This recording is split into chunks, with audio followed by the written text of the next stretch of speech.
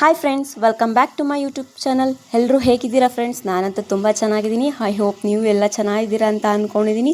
ಬನ್ನಿ ಫ್ರೆಂಡ್ಸ್, ಇವತ್ತಿನ ವ್ಲಾಗಲ್ಲಿ ನಾವು ಬಿಸಿಬೇಳೆ ಬಾತನ್ನ ಹೇಗೆ ಮಾಡೋದು ಅದರ ರೆಸಿಪಿನ ತಿಳ್ಕೊಳ್ಳೋಣ. ಮೊದಲಿಗೆ ತರಕಾರಿಗಳನ್ನೆಲ್ಲ ಕಟ್ ಮಾಡಿ ಒಂದು ಕಡೆ ಇಟ್ಕೊಂಡಿರಬೇಕು, ಮೊದಲೇ ಪ್ರಿಪೇರ್ ಮಾಡ್ಕೊಂಡಿರಬೇಕು. ಈರುಳ್ಳಿ, ಟೊಮ್ಯಾಟೊ, ಬೀನ್ಸು, ಆಲೂಗೆಡ್ಡೆ, ಕ್ಯಾಪ್ಸಿಕಮ್ಮು, ಸಾಂಬಾರು ಸೊಪ್ಪು ಇವೆಲ್ಲನೂ ಕೂಡ ಚೆನ್ನಾಗಿ ಕಟ್ ಮಾಡಿಕೊಂಡು ಸಣ್ಣ ಸಣ್ಣದಾಗಿ ಕಟ್ ಮಾಡ್ಕೊಳ್ಳಿ. ಚೆನ್ನಾಗಿ ಟೇಸ್ಟಿಯಾಗಿರುತ್ತೆ. ಕಟ್ ಮಾಡ್ಕೊಂಡ್ಮೇಲೆ ಒಲೆ ಮೇಲೆ ಪಾತ್ರೆನ ಇಟ್ಟು ಅದಕ್ಕೆ ಎಣ್ಣೆ ಹಾಕಿ ಎಣ್ಣೆ ಕಾದ ನಂತರ ಕಡಲೆ ಬೀಜನ ಹಾಕಿ, ಇನ್ನೊಂದು ಕಡೆ ಅಕ್ಕಿ ಮತ್ತು ಬೇಳೆನ ಒಂದೇ ಪ್ರಮಾಣದಂತೆ ಒಂದು ಲೋಟ ಹಾಕ್ಕೊಂಡಿದ್ದೀನಿ ನಾನು ಇಲ್ಲಿ. ಕಡಲೆಬೇಳೆ ಫ್ರೈ ಆದಮೇಲೆ ಅದಕ್ಕೆ ಒಣಮೆಣ್ಸಿಕಾಯಿನ ಹಾಕ್ಕೊಳ್ಳಿ. ಒಣಮೆಣ್ಸಿಕಾಯಿನ ಒಗ್ಗರಣೆಗೆ ಹಾಕೋದ್ರಿಂದ ತುಂಬ ಟೇಸ್ಟಿಯಾಗಿರುತ್ತೆ. ನಂತರ ಅದಕ್ಕೆ ಈರುಳ್ಳಿಯಿಂದ ಸೇರಿಸಿ, ಈರುಳ್ಳಿ ಚೆನ್ನಾಗಿ ಹೊಂಬಣ್ಣ ಬರಬೇಕು, ಅಲ್ಲಿವರೆಗೂ ಅದು ಹಸಿ ವಾಸನೆಯೂ ಕೂಡ ಹೋಗಬೇಕು, ಅಲ್ಲಿವರೆಗೂ ಚೆನ್ನಾಗಿ ಬಾಡಿಸ್ಕೊಳ್ಳಿ.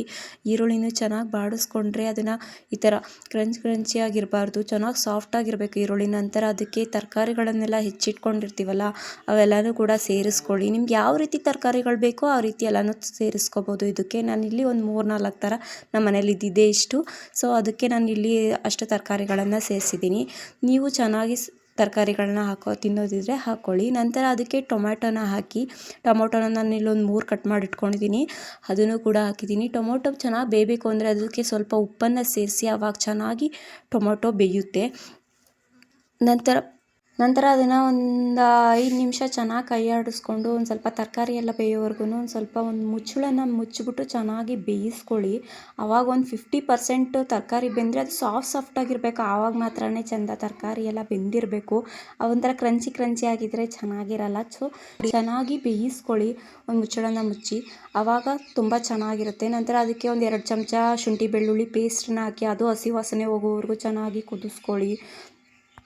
ಹಸಿ ವಾಸನೆ ಹೋಗೋವರೆಗೂ ಚೆನ್ನಾಗಿ ಕುದಿಸ್ಕೊಂಡ್ಮೇಲೆ ನಂತರ ಅದಕ್ಕೆ ಒಂದು 3 ಚಮಚ ಖಾರದ ಪುಡಿ, ಗರಂ ಮಸಾಲ ಒಂದು ಅರ್ಧ ಸ್ಪೂನು, ಅರಿಶಿನ ಪುಡಿ ಮತ್ತು ಒಂದು ಬಿಸಿಬೇಳೆ ಬಾತ್ ಪೌಡ್ರು 1 ಪ್ಯಾಕೆಟ್ನ ಹಾಕಿ ಇಲ್ಲಿ ಚೆನ್ನಾಗಿ ಎಣ್ಣೆಗೆ ಹಾಕಿ ಚೆನ್ನಾಗಿ ಮಿಕ್ಸ್ ಮಾಡ್ಕೊಳ್ಳಿ.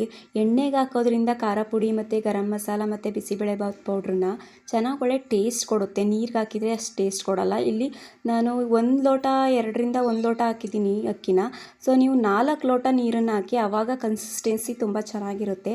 ಆಮೇಲೆ ನೀರು ಚೆನ್ನಾಗಿ ಕುದಿ ಬರಬೇಕಾದ್ರೆ ಅದಕ್ಕೆ ಸ್ವಲ್ಪ ಸಾಂಬಾರು ಸೊಪ್ಪನ್ನ ಉದುರಿಸಿ, ಮೇಲೆ ನೀರು ಕುದಿಬೇಕಾದ್ರೆ ಸಾಂಬಾರು ಸೊಪ್ಪನ್ನ ಹಾಕೋದ್ರಿಂದ ಒಳ್ಳೆ ಟೇಸ್ಟ್ ಕೊಡುತ್ತೆ.